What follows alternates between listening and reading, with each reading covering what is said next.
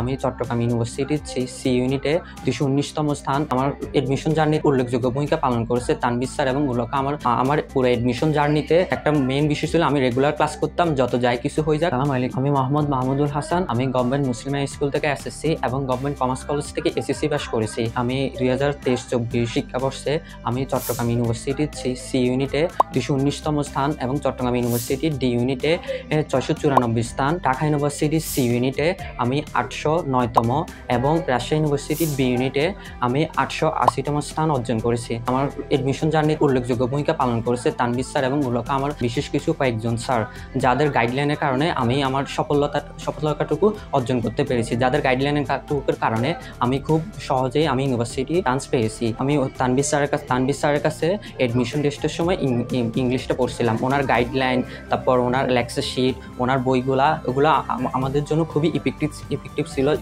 Specially ওনার vocabulary বইগুলো আমরা শতভাগ কমন পেয়েছিলাম, স্পেশালি ডিউর সি ইউনিটে, তারপর চট্টগ্রাম ইউনিভার্সিটি সি ইউনিটে এবার তো পুরো ইংলিশ নির্ভর ছিল। তো ওটাতে আমাদের স্যারের গ্রামার পার্ট, তারপর স্যার ভোকাবুলারি পার্ট, ওগুলো আমাদেরকে অনেক বেশি কাজে দিয়েছিল। স্যারের গ্রামার রিলেটেড যেসব লেকচার শিটগুলো ছিল ওগুলো আমাদের ইংলিশের প্রতি বিভিন্ন দুর্বলতা, তারপর আমাদের এমন টপিক ছিল যেগুলো আমরা ছোটোবেলা থেকে আমরা শিখাচ্ছিলাম, কিন্তু আমরা ওগুলো ভালো করে না পড়ার কারণে কিংবা টেকনিক্যালি না পড়ার কারণে আমরা ওগুলো ভালোভাবে আয়ত্ত করতে পারিনি। কিন্তু স্যার আমাদেরকে অনেক সহজ টেকনিক এবং বিভিন্ন কৌশলের মাধ্যমে আমাদেরকে মনে রাখার বিভিন্ন ট্রিক্স বলেছেন, যার কারণে আমরা ওগুলো সহজেই ঢাকা ইউনিভার্সিটি কিংবা অন্যান্য ইউনিভার্সিটি পরীক্ষার সময় আমাদেরকে ওগুলো কাজে দিয়েছিল। আমার পুরো এডমিশন জার্নিতে একটা মেইন বিষয় ছিল আমি রেগুলার ক্লাস করতাম, যত যাই কিছু হয়ে যাক, যত প্রবলেম থাক আমি রেগুলার ক্লাস করতাম। আমার বাসা যদি একটু দূরে ছিল, তারপর আমি শত চেষ্টা করতাম আমি রেগুলার ক্লাস করার জন্য। রেগুলার ক্লাস, তারপর রেগুলার এক্সাম, ওগুলা আমার এডমিশন টেস্টে কোনো একটা ইউনিভার্সিটির চান্স পাওয়ার ক্ষেত্রে খুবই গুরুত্বপূর্ণ ভূমিকা পালন করেছিল। তানভীর স্যারের অবদান আমার ইউনিভার্সিটির ভর্তি পরীক্ষায় অনেক বেশি।